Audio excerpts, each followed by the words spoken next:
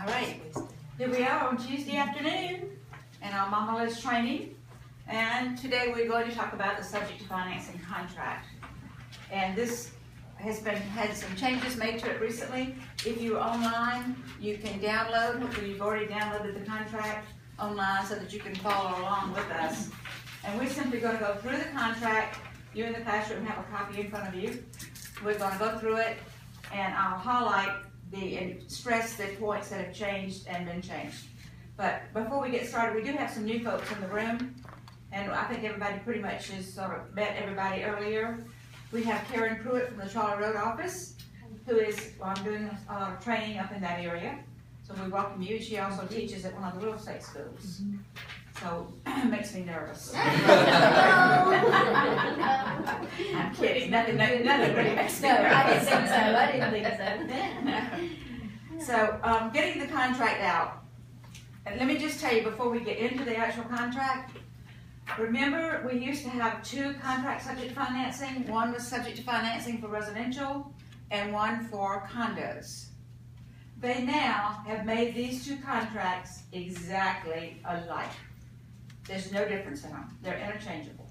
One is Form 310, one is Form 300. Form 300 is for condos, and the only difference in it, at the very top of the contract, where this residential says agreement, contract to buy and sell real estate, in parentheses residential. The other contract has residential / condo. That's the only difference in these contracts. So use whichever one strikes your fancy. They're both exactly alike. They had experimented with the condo contract for about a year with certain things, mainly the escrow earnest money, about how to handle it. And they thought it went well for a year. I'm talking about the powers that be in Columbia with the South Carolina Association of Realtors. And so they decided to move it and make it in the general contract. So we're going to talk about that. But starting on the first page of this form that you have, which is, you'll know you have the correct form if you look on page 7 of this contract. At the bottom, you'll see it says 1/2015. That is the date of the contract. You see that, you know you're using the correct form. You've got one that says September of 2013, you're using the old form. Zip forms only has the new form on it, so if you use zip forms, you cannot get confused. But if you pull one out of a shelf in an office someplace, you may get an old one. The very top line of this contract, where it talks about the parties, at the very end of that sentence where it says enter into by, the former contract had these words there, enter into as of the effective date between. They took those words out. They obviously didn't think they were needed. And then we have the buyers and sellers' names, and for those who have not written contracts before, I would caution you, be sure you put the legal names that people would like to have the contracts. The attorneys like to see the legal names there. If his name is William, they don't want you to put Billy. And then we go through the definitions. A party is going to be either the buyer or seller. Brokers, South Carolina, it's brokers in charge, they're associated real estate licensees, and they're sub-agents. Closing attorney is the attorney who's doing the closing. The effective date. This becomes a big thing with our contracts. The effective date is the final date upon which a party to the negotiation places the final and required signatures and/or initials and date on this contract, and delivers notice to cause this contract to be binding on all parties. The effective date is the date it's ratified. But definition of ratified, it's got to be signed, initialed, dated by everybody, and what? Delivered back. Does it have to be delivered, if you have the listing and you have the seller, does the contract have to be delivered back to the buyer for it to be ratified? No. Who does it have to be delivered to? The agent, the buyer's agent. Sorry, Max, we got started. The buyer's agent. If they're a sub-agent, then that's a different story. But typically, just the buyer's agent, or the buyer's agent has to get it to the listing agent. It doesn't have to be actually in the hands of the buyer or seller. Business day, the two most important definitions on this contract are your effective date and your business day. The business day is 24-hour period, Monday, Tuesday, Wednesday, Thursday, Friday, beginning at 10 a.m., counted from 10 a.m. of the first business day following the appropriate date, effective date, closing date, stated date, notice delivery date. Business day shall not begin or end or include any Saturday, Sunday, or federal legal holiday. Where most people get in trouble with this effective date, the business days, and I had someone just last week say this. They said, oh, I know the business days terminates at 6 o'clock. Business days go from 10 to 10. So if you've got a termination date of January the 15th, it's 10 a.m. on January the 15th. So you have to remember that. Good funds, we know what good funds are. Time, anything in this contract that references time or date is considered time is of the essence for anything in the contract. And buyer, seller is a South Carolina real estate licensee, which is, if they are one, they have to check that box. Purchase price. You're going to have numbers and words. Numbers and words, especially if you're using zip forms or typing your contract. Do not just put the numbers there. And why do I say that? Because of possible typos. When you're typing a number, it's easy to make a mistake. So you write the number in there, and then you write the words out. And you write the words out just like you write a check. And I have found that some people don't know how to write checks. They write checks, but they don't write them correctly. So if it's $250,000, you write the numbers $250,000. Then you write the words $250,000 and no over 100. It's not 250 and 250. Okay. It says payable by transfer of good funds. We had that in the old contract, whether it's finance, combination of finance and cash, or cash. You just check the box, it applies. This next line was not in our former contract. The entire line is new. Verification of cash available to closing is attached or not attached, or to be delivered before a certain date. So you're going to have to check that. Is it attached or not attached, or is it going to be delivered? I guess they're doing that because we have a lot of cash deals here, and if they've got a cash deal, then you can have verification that that cash is there. The sale of buyer's real property is and is not a contingency for this purchase, and the terms are or are not attached. There is a special form, South Carolina Association of Realtors form, for contingency of sale of another property. And that is the form you're supposed to use if you have to sell another property. Please use that form. When we use additional forms, one thing we want to be very careful of is that we do not get accused of practicing law. So do not go out there and start writing your own addendums. Use the forms that are provided by the state. And believe me, they have a lot of forms. A lot. When you look at our kitchen area downstairs and all those blank boxes, you see all those. Those are all forms from the South Carolina Association of Realtors. Property. This describes the property. The seller will sell and buyer will buy for the purchase price any and all lot or parcel of land, pertinent interest, improvements, landscape systems, fixtures, if any thereon, and further described below, which is the property. Seller agrees to maintain the property and any personal property conveying. These words are added. In same operable condition. What it said in the last contract was in working order. They changed it from working order to the same operable condition as when the contract was written. To me, it means the same thing. But the wording has changed. Including any landscaping, grounds, and any agreed upon repairs or replacements from the effective date through closing, subject to normal wear and tear. Buyer acknowledges the opportunity to inquire about owners association issues, common area issues, condominium master deed issues, assigned parking storage area memberships. That's new. That's been added in there. That was not in that last contract. That has to do with condos more. But that was in the condo contract before. But they've pulled it over into this contract because they feel like with so many homeowners associations out there, these things are important for HOAs as well as in a condo. So that is new. Then any lease issues prior to signing the contract. Leasing issues and items, see adjustments, that is tenants, rents, deposits, documents, and then we are missing fuel tanks was in the old contract, and they've taken that out. And in Mount Pleasant, Mount Pleasant, there's a lot of that you have to worry about, but they've taken it out of the contract. Fuel tanks with fuel is now missing.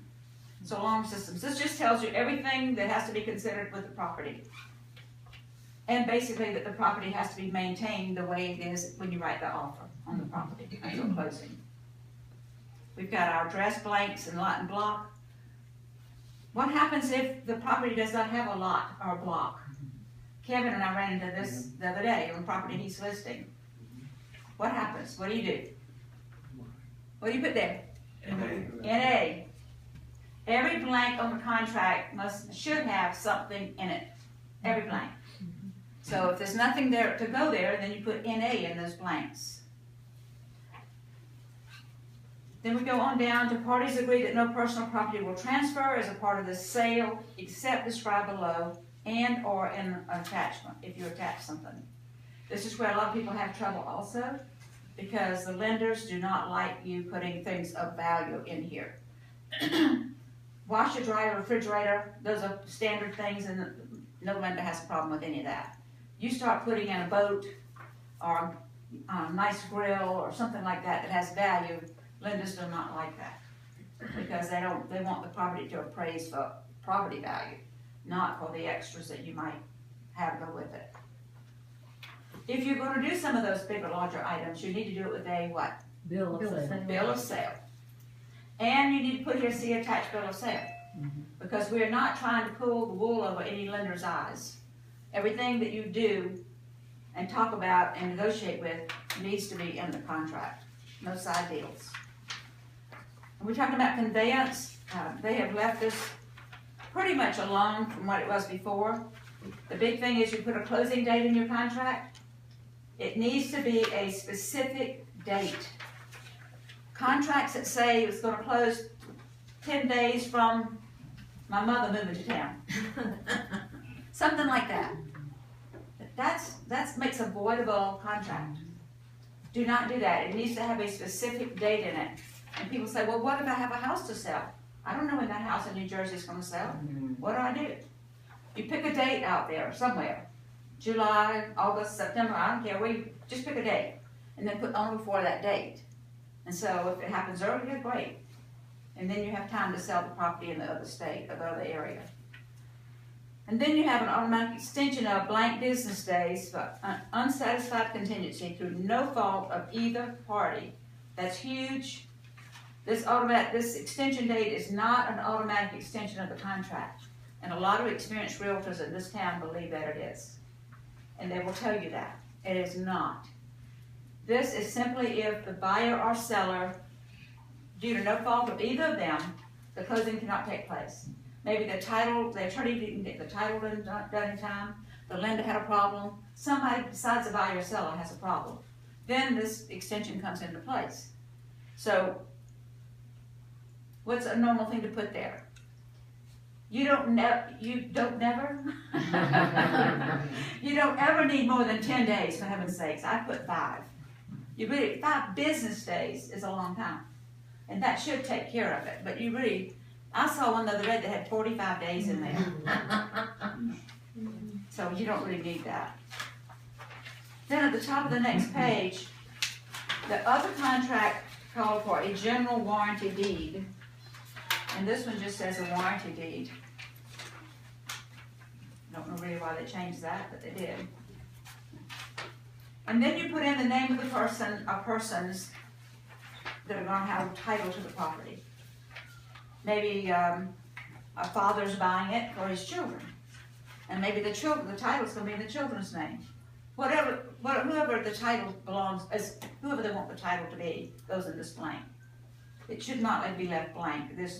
I see some people put to be determined in there, which is okay, I guess. But you really probably should know when you're writing the offer who the title is going to hold the title.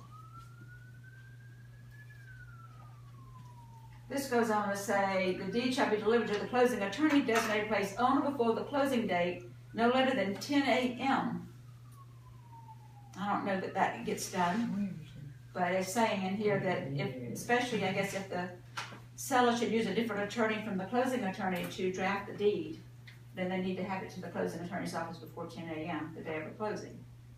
And it goes on to say the seller's going to pay all statutory deed recording fees. I know Heather's coming from a different state. In different states, these things are handled differently. But in South Carolina, the seller typically pays the deed stamps. Parties agree that the broker shall have access to the closing and relevant documents, and the broker shall be given copies of the settlement statement prior to closing for review. That happens very rarely also. Seller shall convey possession of a vacant and reasonably clean property free of debris. So, if your buyer is really hung up on making sure that house is really left spotless, you better put it in some remarks somewhere. This says that they will leave it clean of debris. Reasonably clean. What's reasonably clean? To me, it's one thing. To you, might be something else. So, if that's an issue with your buyer, then you should address it in the offer when you're writing it up.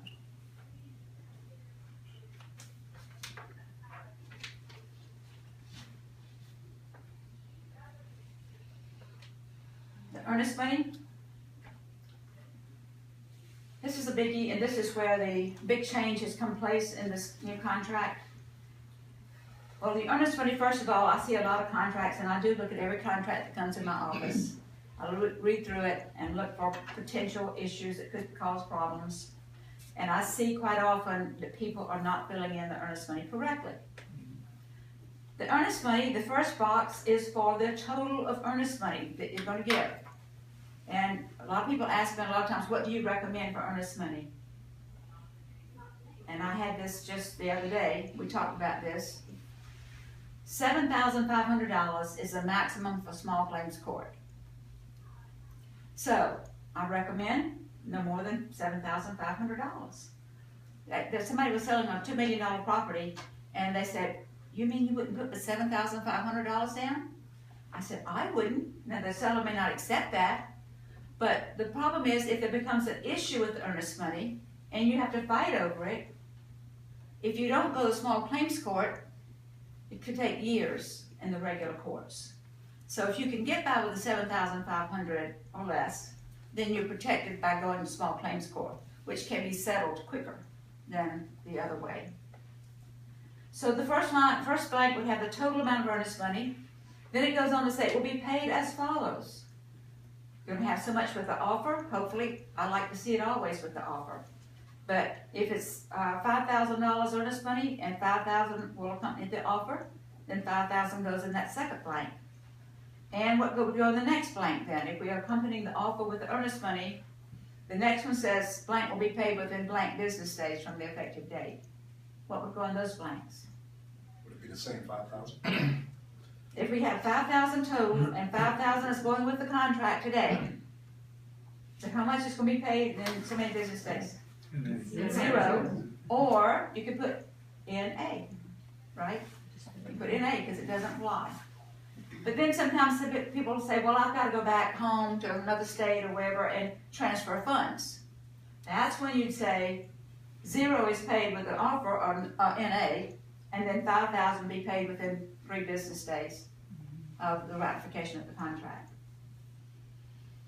We had a situation one time a few years ago before we had this contract, and an agent, they wrote the offer and it's supposed to be $1,000 earnest money, and they said it was with the contract, but then they had to go back to another state and transfer the funds. And so our agent signed that she had $1,000. They went back to the other state, and they had a change of mind, decided not to purchase after all. Well, she'd already signed saying she had $1,000. So they just backed out of the contract. Long story short, guess who paid the $1,000? The agent. The agent. Because she signed saying she had it. So don't ever sign saying you've got it unless you have the baby in your hand. So whether you check whether it's cash, check, or other, and the other could be like a wire. It's very unusual. It's usually going to be check or not going to ever be cash, is it? We do not accept cash at AgentOwned Realty, for those who do not know that. If they wanna give you cash, then send them down to the bank or the station and let them get a money order. Because money order or certified funds really are like cash. Yeah. Then buy and sell authorized, that's who is gonna hold the earnest money. Is it gonna be AgentOwned Realty or another real estate company, or sometimes an attorney will be holding it. You put in the name of whoever's gonna hold it. This all big, bold, black paragraph coming up.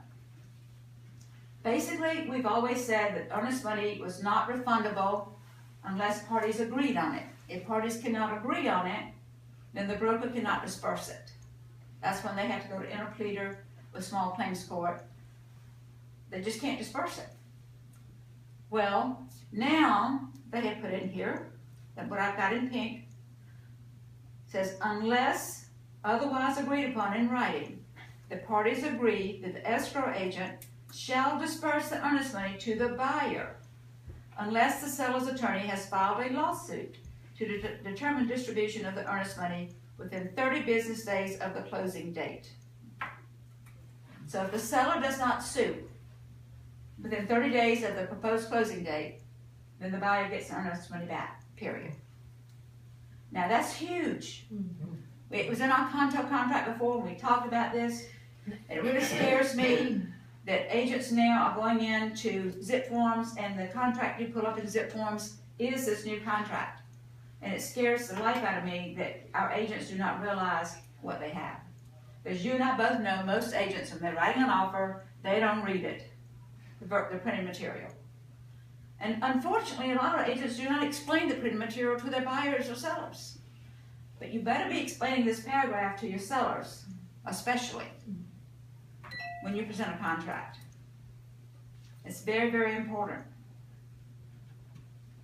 5 years after closing, we can turn it over to the state. That's we still have interpleader and those things that we can do to disperse earnest money.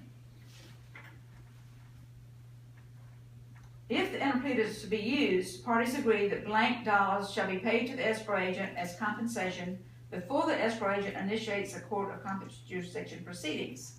Before we enter into interpleader with small claims court, this is giving us permission to take money from the escrow and use it to pay the fee at small claims court. And in Charleston, it's $90. So I tell everybody to put $100 in there. I see them anywhere from $300 to $600. I don't know what that's for. There's no need for it. The cost is not going to be that. Because this amount right here does not talk about mediation. There's a fee for mediation, but this blank is not concerned with mediation. This blank is concerned with small claims court. And that is $100 covers that. Don't put zero. You put zero, and then we have to go into small claims court, and then we have to pull money out of our pocket to file the, which is what we had to do in the past. But it's nice now that we can take it out of the escrow. Understand it? Yes. It says very specific words about the seller's attorney has filed a lawsuit. Does that mean the seller can no longer go to small claims court? No, they can still do that within the 30 days. There's 30 business days. Okay. But you have to do it within the 30 business days, and that's a It good doesn't point. have to be an attorney going to some court. No, you can do interpleader within the 30 business days.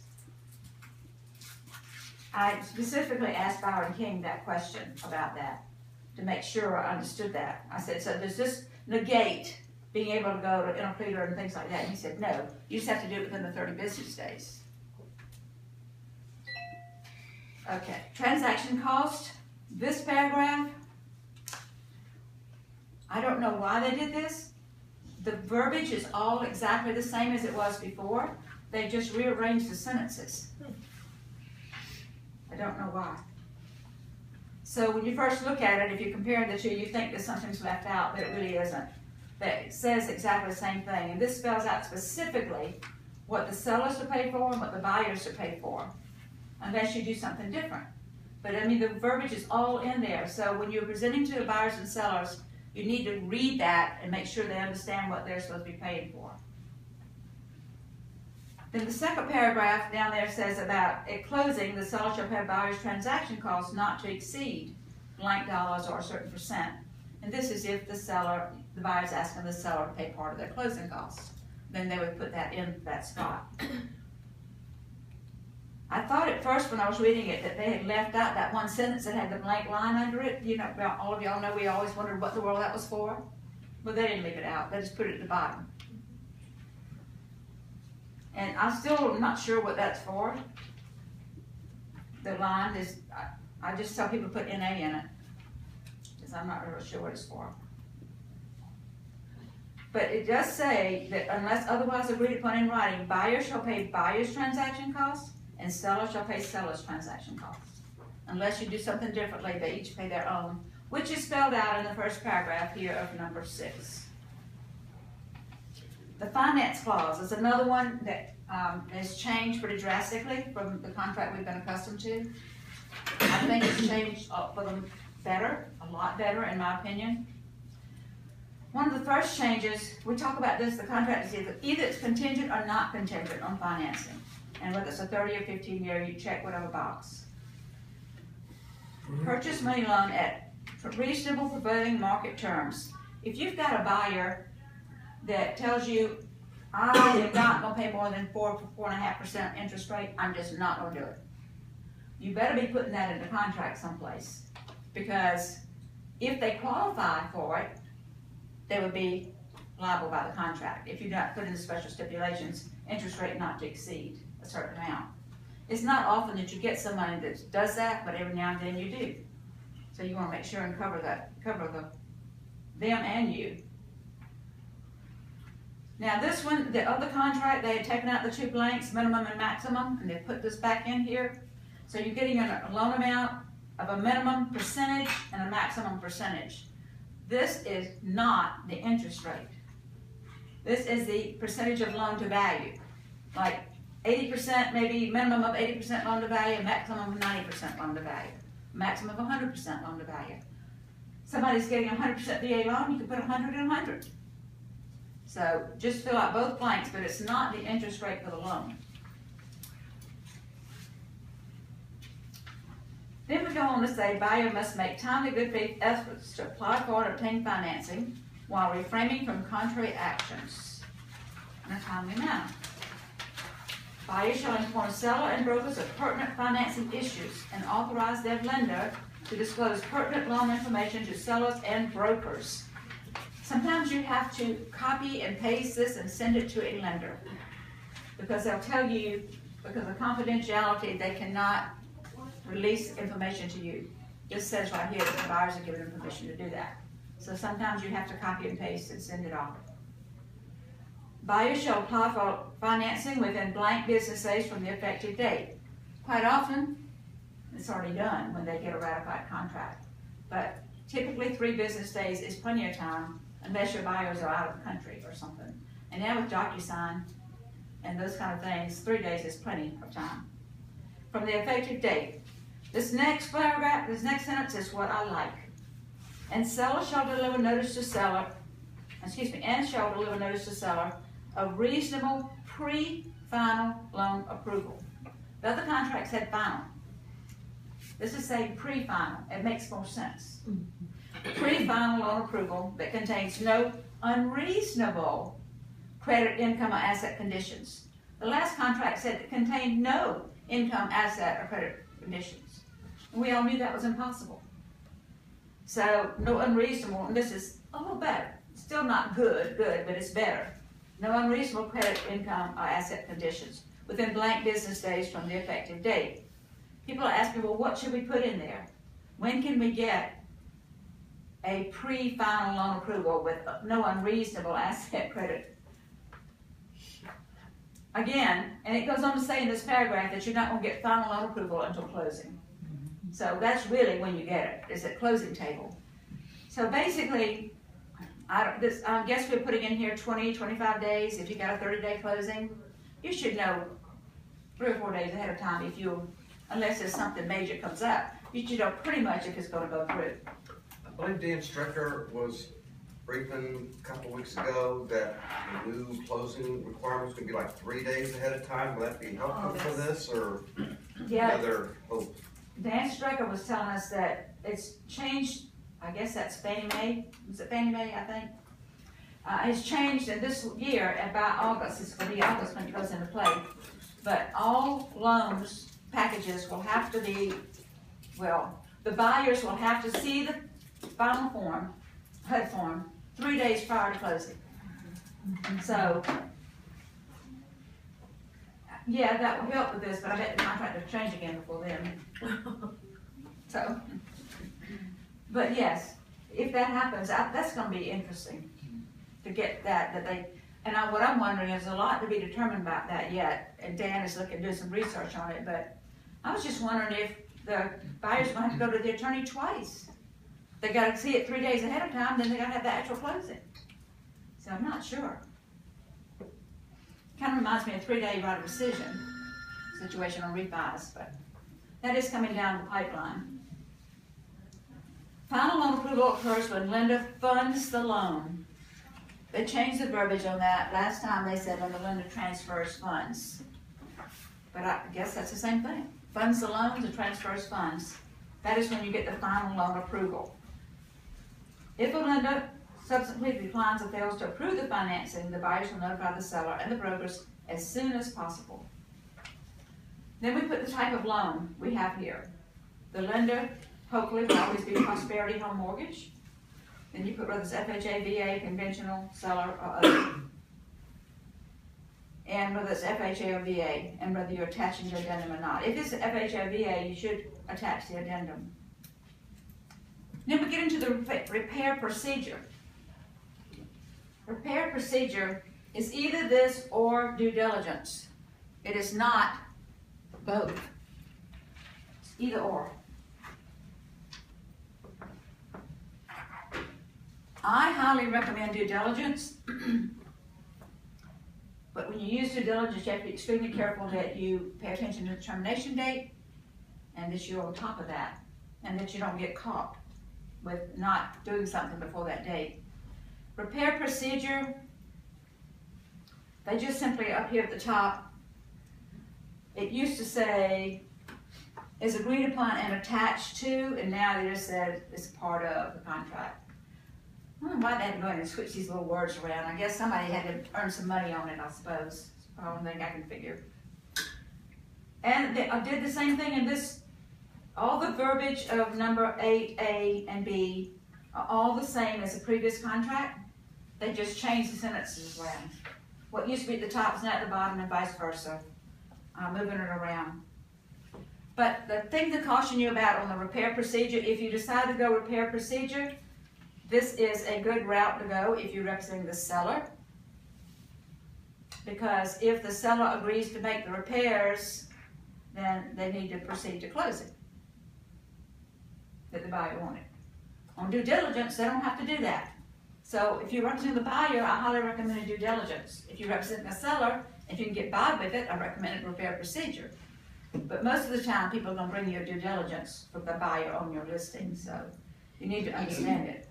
But the repair procedure, there are actually 5 different dates that you have to keep up with on repair procedure. Due diligence is 1. That's why I like due diligence a lot better. If you go repair procedure, you've got to keep up with the date the inspection is going to be done.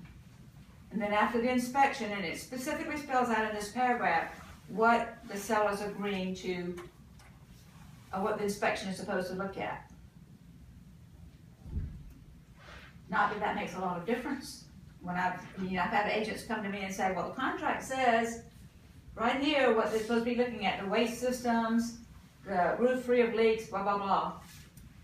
But the seller is saying they're not going to fix something that's not one of these. I say, the blind's broken. The seller said, I'm not going to fix it. Well, the contract doesn't say they have to fix it. It's not a structural item. But if you're going to close it, more than likely, the seller's going to fix it, right? So you get into that common sense situation. Then it goes to say that the notice of the deficiencies shall be delivered no later than 2 business days after the repair inspection date is mentioned above. You have 2 business days. So you got your inspection date, then you got 2 business days after that to get it delivered. If you don't do it, you're out of luck. If the buyer fails to notify the seller within this time frame, the buyer shall have waived any and all rights to the inspection. If you're using repair procedure, you better be paying attention to these dates. It gets you in trouble. That's why I don't like repair procedure. I've got too many things to keep up with. Then, in B, it says, then no later than business days after the date of the delivered notice of the repair request, the seller shall give a notice agreeing or not agreeing to make the repairs. So you got the date of the inspection, then you got 2 business days, and then you got so many blank business days, you put in whatever here, 2, I see usually 2, 3, something like that. Then you got that to keep up with. Then it goes on down to say, if the seller agrees to make all the seller paid repairs, the parties agree to proceed to closing. If the seller does not agree to make the repairs, the buyer then has 2 business days, it will go with another date, to choose any of the following items. They can accept the property in its present condition, they can negotiate with the seller, or they can terminate the contract and get the earnest money back. I have people who will stand up and argue with me, they're experienced real estate agents, and argue with me that the seller must make the repairs. And it says right here they do not have to. If they don't want to or don't do it, then the buyer has these options. They can go with one of the options. But if the seller says, I'm gonna fix them, buyer's gotta move forward. If the buyer fails to accept or renegotiate or terminate the contract by delivering notice within 2 business days, then the buyer agrees to buy and sell the property as is condition. So there's just a lot of things you gotta be on top of and keep up with in these business days if you're using the repair procedure to keep from getting your buyers in trouble. If a due diligence addendum is signed, dated, and timed by all parties, the parties agree that the language in the due diligence shall replace this repair procedure language. I'm gonna just mention due diligence right here because I don't have a copy of it for you all to look at right now, but on the due diligence, in the past, I've always taught to put 0 for the termination fee. Well, Byron King has advised me he doesn't think that's a good idea. He thinks we should put something of value. So I sent an email out to everybody, but a lot of times people don't read my emails. But to put $1, Byron said put $1, to put something of value. He thought that if we ever ended up in court for whatever reason, to have some value there was better than a 0. So I recommend you put $1 there if you're representing the buyer. Liz, let me Yes. ask you a question. Okay, we're dealing with somebody now, they wanna put down 2,000 earnest money. Well, can we put $100 and be able to take it out of that earnest money if we have to, For what now? on the due diligence? I mean, Oh, no. Thank you, that's a good point, and people are getting confused on that. If you put $100 termination fee on the due diligence, you're just saying if the buyer walks away, they're gonna give the seller $100. It's not coming out of earnest money. oh. They get the earnest money back, the buyer gets the earnest money back. 2,000. So I guess in a way you could say it comes out of earnest money, I guess you could.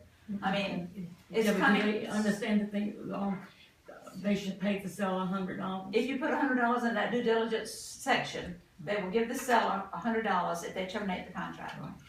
And like I told him, take it off the market, it's time wasted for the seller, you know. Well, if you're representing the buyer, typically I recommend putting $1. If you're representing a seller and the house is gonna be off the market for any length of time, a month or whatever, you need to put a fee in there, $1,000, $2,000, whatever, to compensate that seller for taking his house off the market that long. But if you're representing the buyer, you're always gonna start at 1, because you have a buyer as a client, and you're trying to get the best deal for them. Then it's up to the listing agent to put that amount in there if it's gonna be off the market a long time. The inspection rights, this basically just saying that the seller is agreeing to allow the buyer and any South Carolina licensed and insured inspectors to go in the house and inspect the house whenever they need to. This also includes the walkthrough inspection prior to closing. It does not use those specific words, but that is intended to be in this paragraph. And heaven forbid that any of you ever go to a closing when you have not done a walkthrough. Ooh. I do not want to hear about it if you do. Because if you do that, I'll probably hear about it in a lawsuit way, and I don't like that. Okay, on the next page, page 4.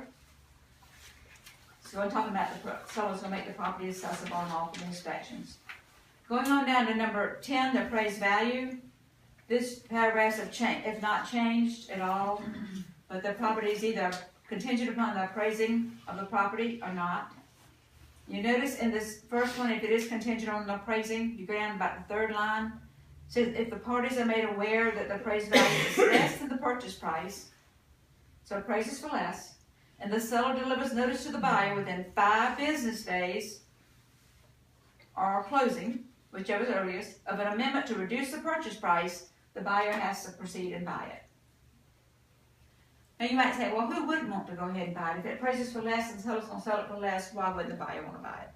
Well, there are some occasions when the buyer might think, well, you know, I don't want it anymore. It really didn't appraise for what I thought it was worth, and I just didn't want the house anymore. Well, they better have due diligence on the contract if that's the case. Because if it appraises for less and the seller says, I'm going to pay it, I'm willing to sell it for less, and they deliver that notice within 5 business days, then the buyer has to buy it for that price. Again, all of these little things come into play and can be solved for you. It's when you write the offer for the buyer or you present it to the seller, you do what? Read the contract and explain the contract to them. It really upsets me and bothers me that agents will go in with a client, sit down at the table and say, yep, yeah, we put 100,000 here, and we're going to close on February the 21st, and you just sign right here. A lot of agents do that, and a lot of those agents are the ones that get in trouble. So please read the contract and go over it with your people. Wood infestation report is another item that causes a lot of problems. It has not changed from the original, what we've been used to. But let's talk about it. Because it says here, you're going to have, the contract is contingent upon the buyer or the seller. Which one? Having the property inspected at their expense by a qualified licensed bonded pest control operator selected by the buyer or seller. So who's going to pay for it and who's going to select it? That's what we are having to deal with here. A lot of people like to say that if you have the buyer and the buyer is purchasing, then the buyer would select it, maybe seller pay for it. Because the buyer is concerned, the buyer wants to make sure they get somebody they trust to go out and do the inspection. Cecil Hernandez, who oversees the CL 100 pest control people in a large portion of the state for Clemson University, has made several talks to us, and he believes that you should have the seller do that, the CL 100 letter. That's his opinion. And he said, especially if there's a bond on the property. If there's a bond on it, go ahead and have the seller provide the letter because there's already a bond on it. However, caution, caution, caution. See who has the bond. Not every bond is reputable, and not every bond is a repair bond. Some bonds are simply termite bonds, and some bonds do not cover formosan. A lot of bonds don't cover formosan termites, and that's huge in this area. So you need to know what kind of bond it is, what does it cover. So I still personally think if I'm representing a buyer, I want my buyer to choose the pest control CL 100 person that goes out there. And if the buyer needs to pay for it, fine.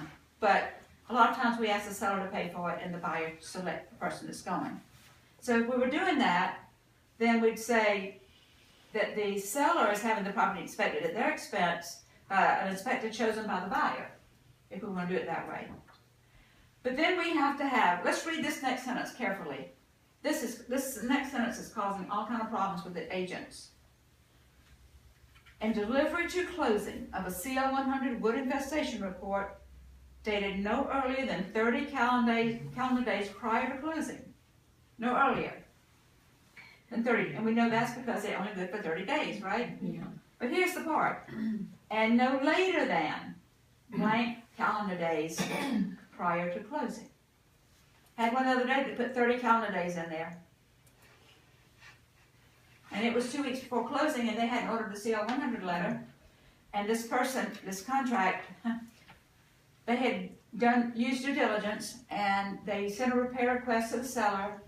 And apparently the listing agent sent it back to our agent, but our agent was sick and didn't pay attention to it when it came back in, missed the date for the due diligence date. So now they're having to buy it as is, and of course the buyer's very upset. So they were talking to me about it, and I said, well, the saving grace might be the CL 100. Then I look at the contract, the CL 100, 30 days prior to closing. I already missed that date too. So we're in the middle of a mess on that one. So be careful what you put in here. And this person said, oh, I thought everything had to be 30 days. I said, well, you gotta read the words. Yeah, but let me ask you, if you've got, say, 10 days on the due diligence, 10 days. Business days. 10 business days, then your buyer wants the CL 100. Shouldn't they go ahead, huh? That's a good point. I mean, The CL 100 is outside of the due diligence. There are two things outside of the due diligence, according to the law, or Byron King and the law. And that's CL 100 and financing. Those things do not fall within the due diligence period. Yeah. So, however, I'm telling people, if they're worried, if it's an old house, and you're worried about the CL 100, then put it in the due diligence. Even if it means getting a second letter, because the letter's only good for 30 days. Right. But go ahead and pull it during your due diligence period and see what the situation is. Because on that CL 100, it is outside the due diligence, and if there's major repairs to be done to that house, and the seller says, I'm gonna fix them, the buyer's gotta buy it. And some of these older houses around here have major, major problems, and when you start repairing those problems, they don't always end up so nice. And a lot of buyers don't want it once they find out the major work. So if it's an older house and you may be concerned about it, then put it within the due diligence period. But you're probably gonna have to pay for a second letter, Yes. which would be worth it. Yeah.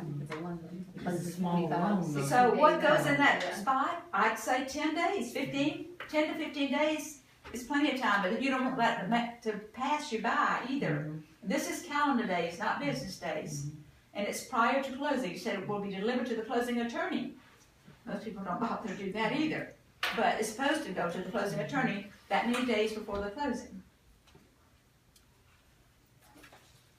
These contracts are so simple once you really get into them. And if you just read them and just do what it says. But a lot of people just don't bother to do that. Going on down to number 12. Oh, I emphasize, I have to go back for a second on the CL 100. As I said, if the house needs to make repairs to clear the CL 100 and the seller's willing to do them, then the buyer has to buy it. Okay, and that's what it says in there. The survey title exam, they've added a few things here. I've got them highlighted in pink. Brokers recommend buyers have property surveyed and examined. Elevation, wetlands determined. That was not in the old contract, and it's certainly a good addition to this one. And appropriate insurance, that is flood, hazard, liability. Those were not in the other contract, and certainly a good addition. They need to be there. Owner's title insurance effective at closing. They're saying that we recommend that they get the title insurance, owner's title insurance, flood insurance. By the way, we also go on record, hopefully all of you do, is recommending they get earthquake insurance. Charleston is a good earthquake place. You need to and it's inexpensive, and you just go on record of recommending that they look into it to get earthquake insurance. It would be better if we do have an earthquake. Somebody come back and say, well, my realtor never told me anything about that. I didn't know I was supposed to get it. So just remind you, that's something to think about. The last line, buyers are solely responsible to investigate pricing, availability, coverage. Those two words were added. So the buyer needs to check to see if the insurance is available and what it covers. And as we know, flood insurance has really caused a lot of deals to fall through because of the expense of flood insurance. Survival just simply means what it says, and if there's anything that has to be done after closing, it would survive the closing. Home warranty is another issue that people seem to have trouble with. Nothing's changed in this contract, but the parties agree a home warranty ordered by blank with at least 12 months for coverage after closing date will or will not be provided by closing, and bank will be paid by blank. Who's going to order the home warranty? Buyer. The buyer, most of the time. So buyer goes in that first. I've seen all kinds of things in that blank. In addition to buyer. I've seen the home warranty company listed there, I've seen all kinds of things. But the word buyer goes there, most of the time. And then it will be, an amount will be provided, hopefully, because home warranties are very, very important, and we highly recommend that you get one on every closing that you do. And if it is in really good shape, we will put a Global Home USA on it. And if it's got a 15-year-old air conditioning, Global Home doesn't want it. Because you don't want to take your money to replace it. Will be paid for by, and usually the seller, hopefully, but maybe the buyer pays for it sometimes. You put whatever applies there. And then that next line down there, proposed home warranty company and type. Please put the name of the warranty company and the plan. If it's a gold plan, platinum plan, whatever kind of plan it is, that should go there. Global Home USA Platinum. The number 15, again, we have a date that's in here. It says if the property is destroyed by fire or other casualty, the parties shall have the right for 5 business days after the notice to terminate the contract. So, if, heaven forbid, we should have a hurricane or an earthquake or something crazy, and our property get destroyed. When Hugo hit, we had a lot of issues with this. Because you got a contract, and Hugo came and sometimes knocked the whole house away. So you didn't have a house to sell anymore. Sometimes it just took down all the huge trees in the yard, which then upset the buyers. They didn't want it anymore. All kinds of things can come up. So it's covered here if you give notice within 5 business days. Number 16, the residential, there is a line added. This is saying that the property disclosure will be given as the state law that the property on residential property has to have the disclosure. And on that disclosure form, does the agent help the buyer or the seller fill that out? Come y'all should say, no! Absolutely, your pencil does not go on that form. You cannot touch it. It is strictly for the seller to fill out in his handwriting, his or hers. There is a sentence added to this. The very last sentence was added. It was not in the other contract. The CDS, which Condition Disclosure Statement, is not a substitute for the buyer's inspectors inspecting the property. Property issues for all needs. They said about 3 times in here, this does not replace home inspections. And it is saying it again. So it is a disclosure, but it does not replace the buyer's responsibility. On the next one, it says if they chose not to have the property disclosure, the last sentence, buyers have sole responsibility to inspect the property issues for all their needs. Saying it again. Every now and then we have some buyers that are willing to take a property without the disclosure statement. So if that's the case, you need to buyer beware for sure. Lead-based paint, there's a line added here. For their protection, buyers shall conduct to obtain inspections of all property issues per their needs. One more time, let's say it one more time. You get your inspections. Lead-based paint, that's another class, we'll talk about that another time, but if you have an older house before 1978, lead-based paint form is required. And when Linda gets one turned into her, the admin, if it's right, she comes, oh, look, I got one that's filled out correctly. It's so rare that one's filled out correctly. So that's something that needs to be done correctly. That is a federal law. And it does say that on that form that they have received a pamphlet. And the pamphlets are down, and I believe they're on zip forms as well, I think. I think they are. Megan's Law crime. Guys, do not get in trouble telling somebody that a sex offender lives down the street. Do not do that. You don't know if they're a sex offender. You don't know what kind of sex offender. You say, well, I do know. I know for a fact there's a sex offender down there. How do you know that? I do not get into that. Our company attorneys have suggested you do not even go on the website and look at yourself. You don't need to know any of that. Just tell them to call the sheriff's office if that's important to them and let them find out that way. You don't want to go online doing that. Trust accounts, all that's the same thing. Income tax return. For those who haven't been around, but South Carolina non-compliance, if a seller is moving out of state and not planning on paying South Carolina income tax next year, the attorney will withhold money at closing. and it is 7% of their proceeds, not the sales price. So you need to make sure buyers and sellers understand that too.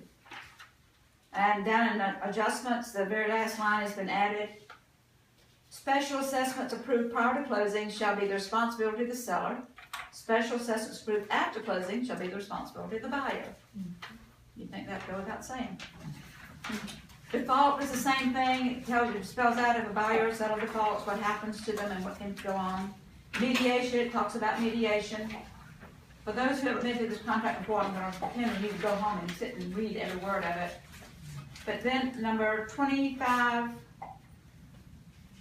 non-reliance clause, not a merger clause, nor extension of a merger clause. Then we have the broker disclaimer that says here that the brokers are real estate people. They're not house inspectors. They're not attorneys. It really spells all that out. And I did note it on here, there's a typo, which I'll have to write down and let you know. They just have 2 7s instead of a 7 and an 8, and I think I have it right. How I did. And the broker's compensation that talks about the brokers will be paid according to the prior written agreement that they have. And 28, they've added in here, parties shall initial and date contract changes. You know, we've always known you're supposed to do that, but they haven't had it in writing in the contract. All changes need to be dated. And people are quite often asking, well, do you really have to put the time on it? Well, it's always nice, but I'm so hell-bent on getting initials. That's what I'm focused on. Because so many people don't get initials dated. I want those initials dated. If you put time, fine. If you don't put the time, I'm not so worried about that. But the dates need to be there, for sure. Time would be nice. What goes in this blanks on this? If you have due diligence addendum, I do know that earlier in the contract it says, if the repair procedure does not exist, the due diligence does, if it is signed and attached to the contract. Well, what if it is signed and attached to the contract, but you don't really mention it in the contract again? How's an attorney know to look for it, or no vendor to know to look for it? So in this blank right here, you put due diligence addendum is attached. And if there are other addenda attached, like maybe continued sale selling a house, or the other day I had an attorney who had written this long addendum that got attached. Those things need to be addressed here. A short sale addendum is there, so that we know to look for other forms. That's the reason you need to put it in this contract. Because if you don't put it there, then nobody knows to look for it. And again, this notice of delivery talks about the fact of what is considered delivery. If it is delivered to the other agent, then it is considered delivery. But it does say in the last line, and I underlined it, it says, unless parties agree otherwise, before that, must be in paper or electronic writing and will be effective as a delivery to the notice address below and awareness of receipt by broker. Just because you send it to a broker doesn't mean they actually get it, right? All kinds of things happen to email and faxes and stuff. You need to confirm with the other broker that they did receive it. And you have in there, it does say in here that all contracts have to be in writing. In South Carolina, contracts must be in writing. Verbal contracts are worth nothing. They're just not worth anything. They're not legal and binding. We had a situation one time when our attorney actually said that verbal contracts were okay. Ooh, they are legal, they're just not enforceable in court. Right. Okay. And at least. Whatever that means. Whatever that At means. least under a year. Not a problem until it's a problem. And we had a problem one time, and of course the buyer thought that they wrote a contract and the verbal, it got negotiated. We had the buyer and the contract got negotiated at night, like 10 o'clock at night, and the listing agent said, we got a deal. So our agent told the buyers, we got a deal, and the buyers on the phone in New York or somewhere. And the next morning, we got a call from the listing agent saying, oh, I'm so sorry. At 10:30, a better contract came in and the seller took it and signed it. Ooh. So our buyer was livid. Why? Only because he was told he had a contract. Do not tell anybody they have a contract unless you have it in writing. Okay, the sermon's over. you put the expiration date of when it's supposed to expire, so I'm a big one on doing short notices. Yeah, unless you know the people are out of state or out of country, then you gotta accommodate for that. But if you're negotiating in a contract, why do you want your contract to be shopped? And if you give them 2 or 3 days to respond, they're gonna shop it. Absolutely. That makes sense for the seller. So just give them a few hours. That's what I do. One time when I was listening and selling, I gave people 1 hour to make a decision. They did it too. They made that decision.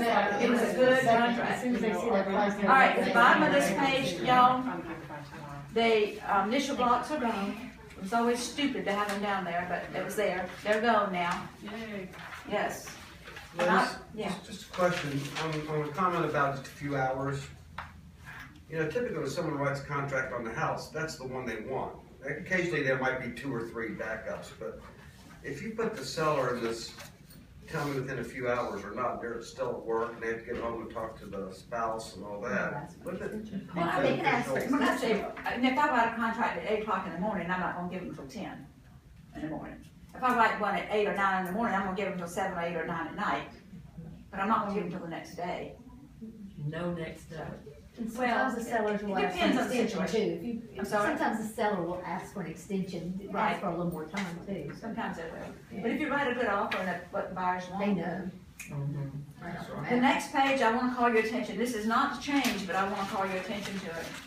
At the bottom of this page, page 8, it's an asterisk, and that asterisk applies to the buyer designated agent and the seller designated agent. It says designated agency, the broker in charge and all associated licensees except the designated agents are dual agents. So this is why we have contracts locked up in the offices once you get a pending contract. Because every agent in the office, if you designate agent, then every other agent in the office is a dual agent for those buyers and sellers. And I don't think most agents realize that and get that.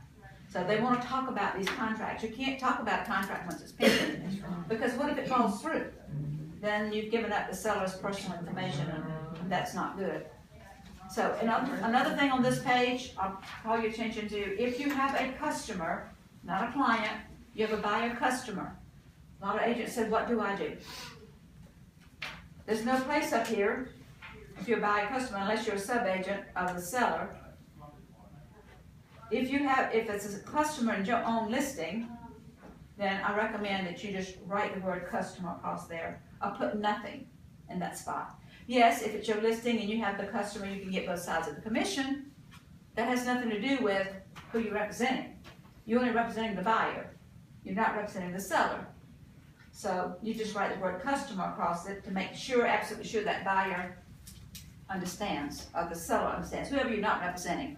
Make sure they understand they're not being represented. And that's certainly a clear way to prove it, is that you don't put anything in there, or you just write the word customer across it. And that will take care of that.